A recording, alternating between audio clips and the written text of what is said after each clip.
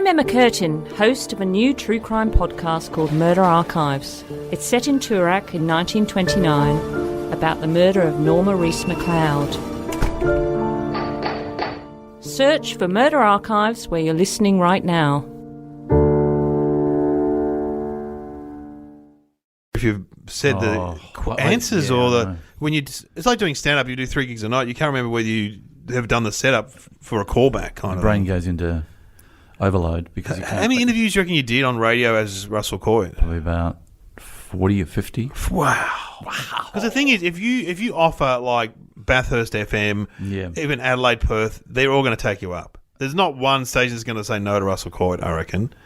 Well, unless maybe a few of the ABC ones would say, "Oh, here's a bit," you know. I did ABC Western Australia yesterday. Oh, that's ABC Western Australia is very laid back though, isn't it? Yeah, and it's good because you can talk a bit quieter, and so you don't have to hit, when you do Breakfast FM, you got to hit the jokes a bit louder. It's Wiggy and the Fat Man. Yeah. We've got funnyman Russell Crowe on the phone, and then you just got to go bang into your material because there's no point. Because I do this thing where I pretend that I'm out in the middle of the outback and I'm bogged and I apologise for not going to the radio station. And that's a good start. Yeah, so sorry guys, can't get there because I'm stuck here just outside Kununurra. That's me doing Russell Coyte, by the way. Did you notice that the only difference between me and Russell Coyte is I have a bit more of a lisp? Yeah, he's a bit more Aussie too, though. Yeah, a bit more Aussie. And my other character, Kel, is exactly the same. Kel has. No, he's got more. He's got a lisp too. He's more feminine though. Yeah, you're right, actually. Yeah, more feminine. Yeah. Hey, sweets. So what's Wayne Wheeler then? Oh, well, he's just me. He's more straight up Aussie. Yeah, he's me. Bogans. Probably 25 years ago. And I do the setup, and then. Can you send Dick Smith? Can you send Bronwyn Bishop? Can she fly helicopters? And then we do the interview, and then at the end I go, I think I can see Dick Smith coming. Oh, Dick's going to land on my Coyte. This is really good. Blah blah blah. Quality stuff. The Vegemite's falling out. What the hell's going on? But then as I'm doing the end of it, I go. Because sometimes I don't always do the setup. Yeah. Because they go straight into the interview. So because you've done so many, you can't remember who you said what to, what you said. So, it's all very well for us to say showbiz is easy. Well, it's not. It's not. Do you do it from home or do you have to go into an office? I love doing it from home because I can be anywhere. Being in the studio doesn't quite work. But in 2018... it's so competitive, the radio world. They want you in the studio. And if you're not in the studio, do it down the line. So you can be, theoretically, in any studio around But surely Australia. the regional ones you just do on the phone. Well, yes, I did a day on the phone yesterday, but last week I did everything in studio. Did your ear hurt? Ears hurt? Yeah, from the phone.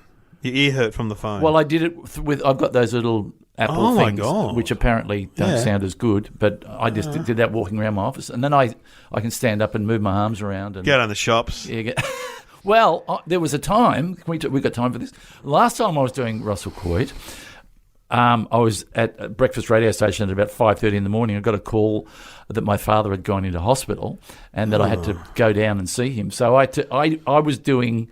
because I live in Victoria. Yes. I was in Melbourne. I had to drive to Geelong. So I was stopping every 10 minutes driving down Geelong Road to pull over and do an interview. Oh. And then I got to the hospital and I had to go out into the ambulance loading bay and pretend to be Russell Coyte, pretending he was in the middle of, the Simpson Desert. And then go back and check with the doctor and come back out again and turn the funnies on. Oh, yes. So look. That's hard. My daughter was in intensive care when she was a baby with a... She's 12 now, so she's fine. But my phone went off in intensive care. See, that's a no-no. Not the greatest moment ever. And you took it.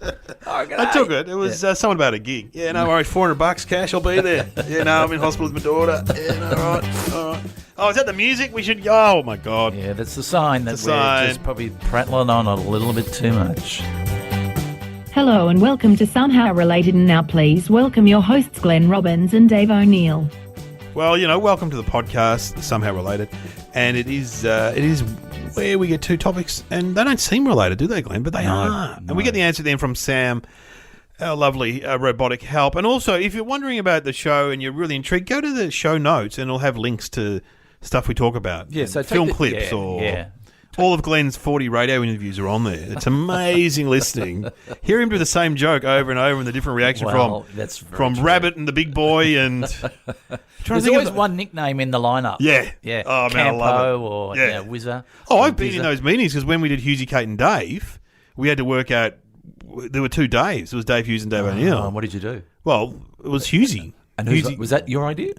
No, I can't remember. But Kate was always Kate. She was never going to be anything else. Yeah, right. She could have been Langers, So Hughesy, Kate and Dave. Hughesy, Kate and Lang. Oh, that's a good one. Hughesy, Kate and Dave. People still say to Hughesy, I love your show, Hughesy, Kate and Dave. And it's been like over 10 years. I love Hughesy, Kate and Dave. Anyway, what are the topics, Hughesy, Kate and Sam? Nike and the Utah murderer. Oh, my God. So it's Nike? And the Utah murderer. Yeah, I don't know. I'm not. The Utah murderer. Well, I mean, I'm a bit of a serial killer fan. Are you? Well, I think I've said this before. I hate all the gruesome stuff where they kill people. I find that horrible. Yes. But I like the police investigation stuff. Yeah, see, I'm the opposite. Oh, you like that? I just can't stand the thought of these evil bastards dressing up as a security guard in a university car park. You're like, oh, no, here we go. And even if it's a reenactment, I go, I don't want to see this. I don't want to see and they get into the blood splatter and they, Man, there's shows on TV. BBC and ABC have always got those shows on of, Silent Witness or whatever. There's a gruesome body. There's always a teenager. So what about Law and Order SVU? There's always a baby in the dumpster. We found a baby in the dumpster. My good Lord. Yeah, because you get complaints about certain jokes that we do, and you go, "Did you see CSI last night? Did you? Unbelievable. Yeah, and they're more graphic these days. We're getting old. Having said that. You love a good serial No, killer. I was going to say, a friend of mine said, they shouldn't have all those things on the TV. But, when I was a kid, we used to watch Cowboys and Indians and stuff. I didn't turn into, You didn't turn to a cowboy? No, I didn't go Or around. an Indian. Well, I mean, America just seemed to have a lot of serial killers. I assume because he's got a title that he is some kind of... He hasn't just done one murder. He's done several. He did something and which made him notorious... Which then they had to give him a title. The Utah murderer. Which is not a great title because they've just gone, what do we got? Where we live. Well, there was the backpack. What do they call Ivan Milat? The backpack killer or whatever. Yeah. But it's fair to say though he wouldn't be the only murderer convicted in Utah in the last 50 years. There'd be hundreds of them. So Utah. So he must have done something pretty. It's not down south, is it? It's up north, isn't it? Midwest, isn't it? Utah. West and I don't know, Sam. Where's Utah? Utah is in the American West, 13,610 kilometres away. Okay, so it's not north. So it's not up like Fargo territory. It's right in the middle. And I think cowboy. And the photo she showed us, it's cowboy country. Yeah. So the Utah murderer, I assume he's not a cowboy. See, murdering people in the cowboy days, you weren't really a murderer. You were an outlaw or a hero or something like that. Whereas this guy's obviously more recent, the Utah murderer. The great Utah murderer. But Nike. I mean, I've got Nikes on at the moment. Have you? Yeah, look at that. Just do it. Let's see. Nike, they're the ones that you wear for a bit of, no disrespect. Comfort before any sporting activity, really. Yeah. They're sort of, you could go to... Yeah, they're like leisure wear. It's not like you... No, it's not. You want to get these at those running shops. No. You know when you go to the running shops and that serious... guy who works as a personal trainer comes out and measures your feet and goes, so you want to get into jogging, do you? Okay, you've got to get the Asics or you've got to get those proper. Yeah. I remember when I went about $300 to a personal trainer, he took me to a shoe shop and he said, you just can't wear these Nikes or Converse. No, you've got to get proper running. So you got those at fitness shoes. Kmart? Or what did you... My wife got those. I don't know. Probably Kmart. So she brought home shoes for you? Mate, every piece of clothing that you're looking at, my wife has bought. So she knows you're... That's incredible. Every jacket. You don't go out together. She comes in, I found this is... No, she sometimes goes to shops and she does a lot of online.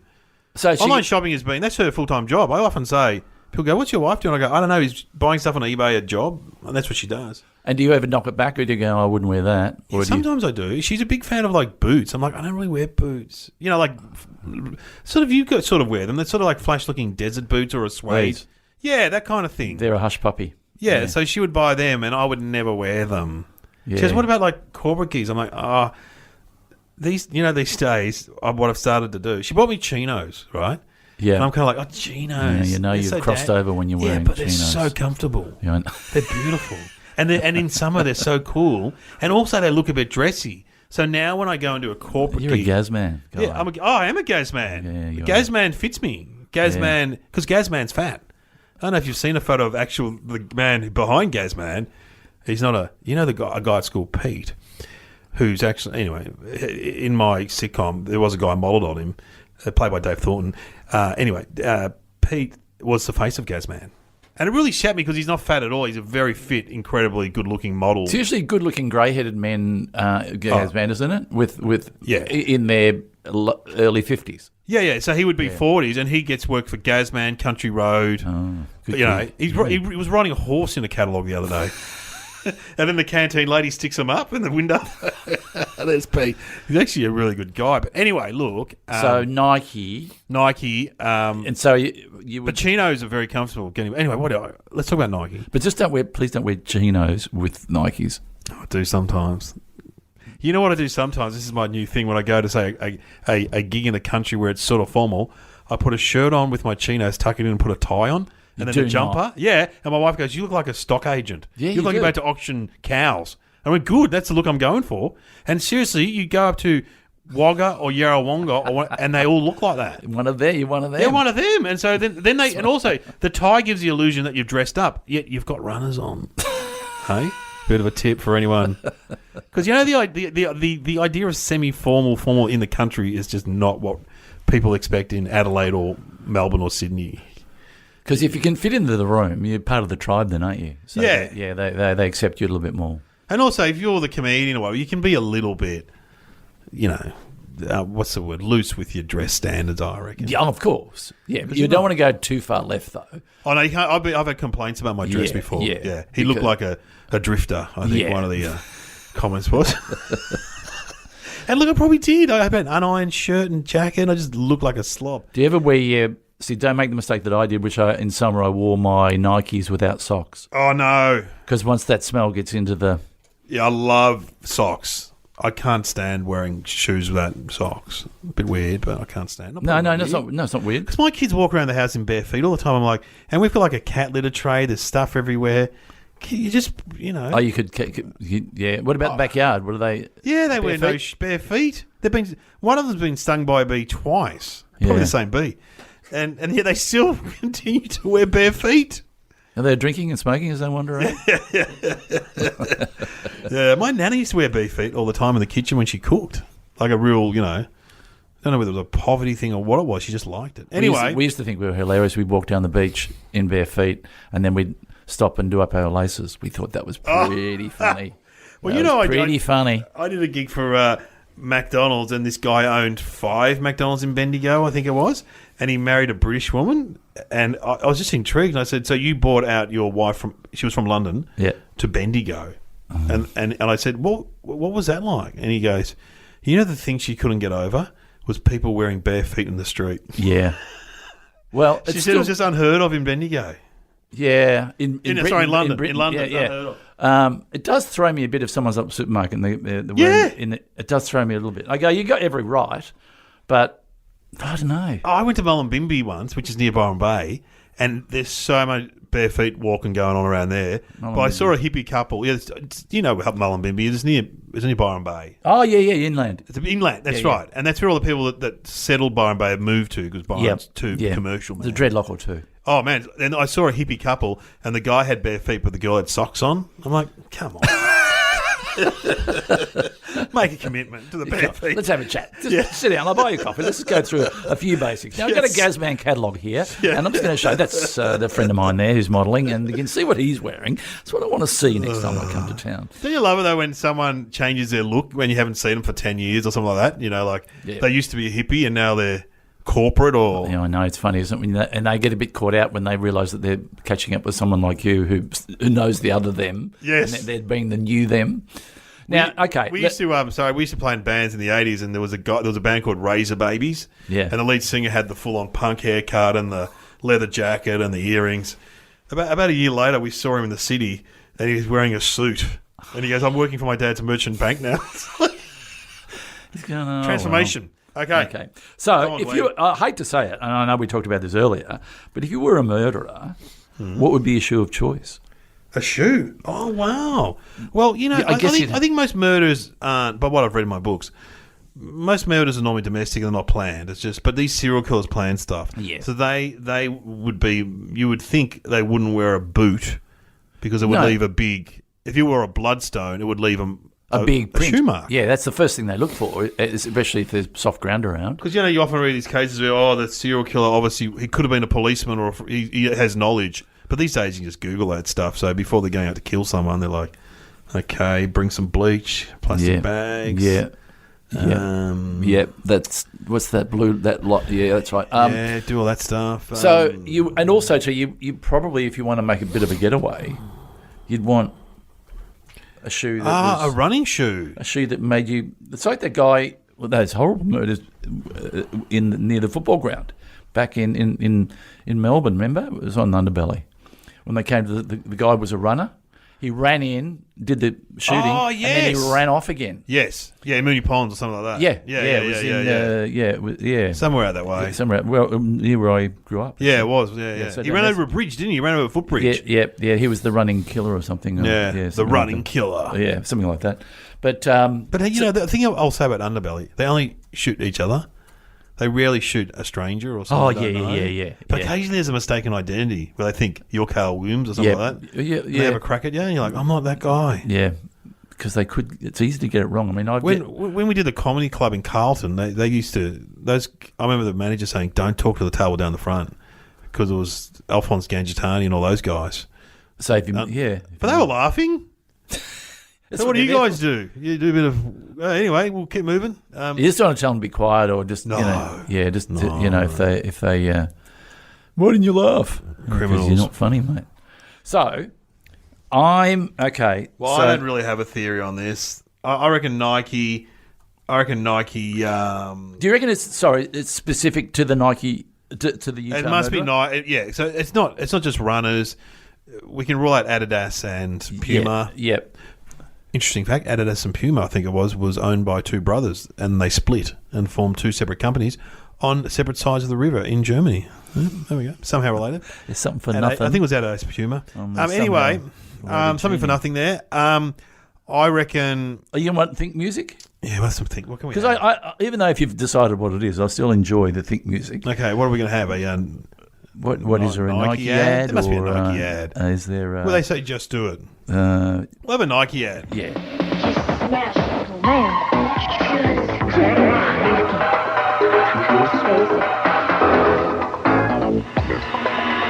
Just do it. Just do it. Nike, just do it. I love that slogan. I often say that. Just do it. It's not a bad theory on life. It's not a bad theory on life because this is the thing in show business. People are like, I want to do this, I want to do this. I want to do this show, I want to do this podcast. Just do it. Yeah. Don't wait for permission, Glenn. When you do your motivational book, or do you do any motivational speaking? I should do motivational speaking, shouldn't I? Yeah. Come out in a linen suit, a low round of applause.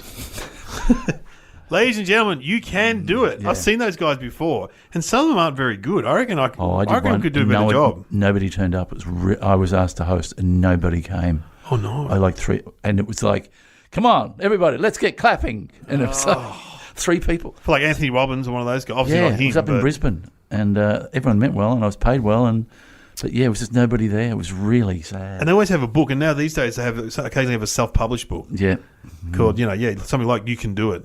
But I mean, I remember going around to Hughesy's house like 20 years ago at least, and this is when he lived in a flat, and he had all these inspirational slogans on his wall, like "You're a winner" and "You can do it," because he used to read those books, and I always used to hang shit on them, those books. But then I read one when I was waiting for a massage in Dalesford. It's pretty good. 7 Habits of Effective People. I read. Yeah, but do you That's actually? not a bad book. They are, when you read them, they are good. Like the one that's out at the moment. The Subtle Art of... Oh, not giving a fuck. Yeah, I didn't like that so much. I liked it. You liked it? Did it affect my life? No, it didn't. No. But I enjoyed it. Oh, the Effective Habits of Effective People is good. But do you apply those things? Some of them I do, yeah. It has a whole chapter on saying no to things. Oh, but that's a good book. The Art of Saying Getting No. to Know. Yeah. It's a great book.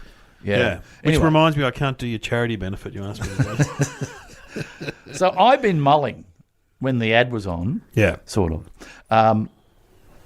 Because part of me went, maybe, because it's Nike, he's a murderer, maybe his murdering move was like a swish. Like a swoosh. Like the Nike swish. Yeah, which is a morbid thought, but maybe You know what I mean? Like Yeah. maybe he'd cut them in certain areas with a swoosh. But then I thought no, because that wouldn't be right. That's gruesome. So I'm going to go I'm going to go a bit more CSI. Yeah. I'm going to say that's what got him. He always wore Nike, and they did a footprint test, and that's why it was always Nike, and they knew that it was him. That's what did him over. Mine's similar. I'm going to say that originally he was caught. That was true, that he always wore Nikes, and they called him the Nike murderer, and Nike actually intervened and sued the police department, said you can't keep calling this guy the Nike murderer, so they changed to the Utah murderer. Yeah, because that's interesting. Because why would mine be notorious? See, yours is notorious. Mine's the Nike murderer, and then Nike got really upset. Come on, the sales are down. Call him the Puma murderer. Well, no, he's not wearing Puma. He's wearing Nike. Yeah. Okay. Okay. Well, I think just change it to the Utah murderer. We've had hundreds of murders this year. Okay. Okay. We need the answers, Sam. Do we? Let's do it with the final words of the Utah murderer Gary Gilmore before he was executed in the late 70s. An advertising agency owner working all the Nike account heard about the last words and adapted them for the Nike advertising campaign. Wow, that is amazing. So the last words of a convicted killer were turned into an advertising slogan. He was watching it on the TV, and was he watching it? Or was he at the execution? Did he know him? Because normally I don't know whether do they get airtime as far as do they? I think, but sometimes last words become famous. Like, of course, Ned Kelly, "Such is life." Yeah, right. Which, as we know, Ben Cousins has tattooed on his stomach. Oh, really? So yeah. What was Spike Milligan's? I told you I wasn't feeling well. I told you I was sick. Yeah. Funny. And so he's just gone, but, let's do it. Hang on. A historian researching the Kelly execution claims that none of the official party present at the hanging, including the governor of the jail, were ever quoted as saying they heard Kelly utter such as life. Oh, come on, Sam. Don't ruin the bloody magic. What were his last words? Oh, this rope's a bit tight. Jesus. That's terrible.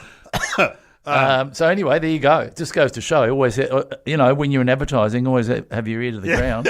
Yeah. Hang out with criminals. Yeah, nothing's not good enough for the whiteboard. Put that one up there. Okay. I don't mind let's do it. I like let's do it. Let's do it. Instead of just do it. I reckon I think it could be my new slogan, my new motivational book, Dave O'Neill, let's do it. Yeah. Would we get in trouble if we sing a song on the out? No. Parody? Because it is a great song. Let's do it. Let's just fall in love. Oh, yeah. Go on. How's it go? How's it? I can't remember. Play it. We're not allowed to play it. No, for copyright reasons, but let's do it. No, not. It's not. And we do it. It's not that one, is it? Let's do it. Let's fall in love. That's from the 70s, I reckon. Yeah. Maybe we might go out on that. Maybe he was singing at his execution.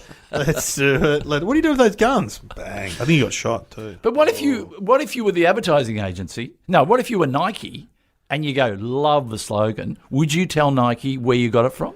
No. It's interesting. He's done that. He's done that so far down the track, I reckon. Yeah, he didn't announce that at the meeting. Hey, guys, I don't know if any of you caught the execution of the Utah murderer. He had a great slogan that we can steal. Yeah. Just do it. No, they would knock that on the head. They would go, well, why don't we check what Jeffrey Dahmer said before he was executed? The execution happened in 1977 and the ad campaign was released in 1988. Oh, wow. So it was like 10 years after. Where did he put that on a bit of paper and put it in his wallet? Yeah. You know when you do that? You let's do it. Well, pre-computers, let's do it. Can we do it? I do that. I write things in my diary and I go, what is that all about? Of course. Just do it. That makes sense. Okay. You've got the Nikes on. Okay. Go for a run. Yeah. Thanks for listening. You have been listening to Somehow Related with Glenn Robbins and Dave O'Neill. Things you put in your diary. Hang on, I was looking at this the other day and you can't remember what they mean? Yeah. I'll read one out from my diary. Hang on. This is good. This is from, I don't know if it'll be good, but I've got one. I'll go right down Get the special end. cream for rash. Yeah. Martin Gambino Antiques Roadshow. What does that mean? What is that? What is that? I know what it means. What? I reckon it's something to do with the mafia turning up to Antique Roadshow and they're bringing something that maybe they got bullet holes in them. Maybe the furniture or the thing has been... Maybe. This is for stand-up. Was it for stand-up?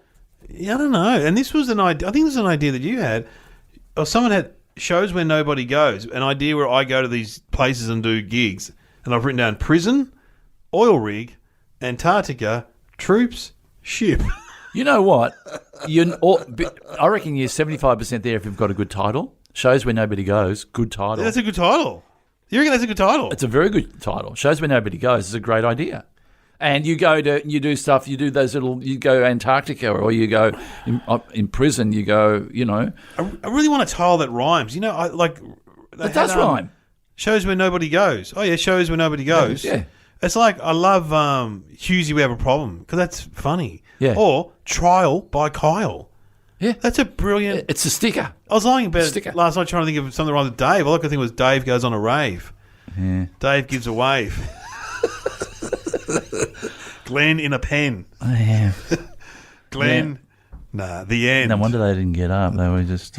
Robbins, Fobbins. Robbins is hard. O'Neill, orange peel. You didn't do well in advertising, did you? No. And you're fired.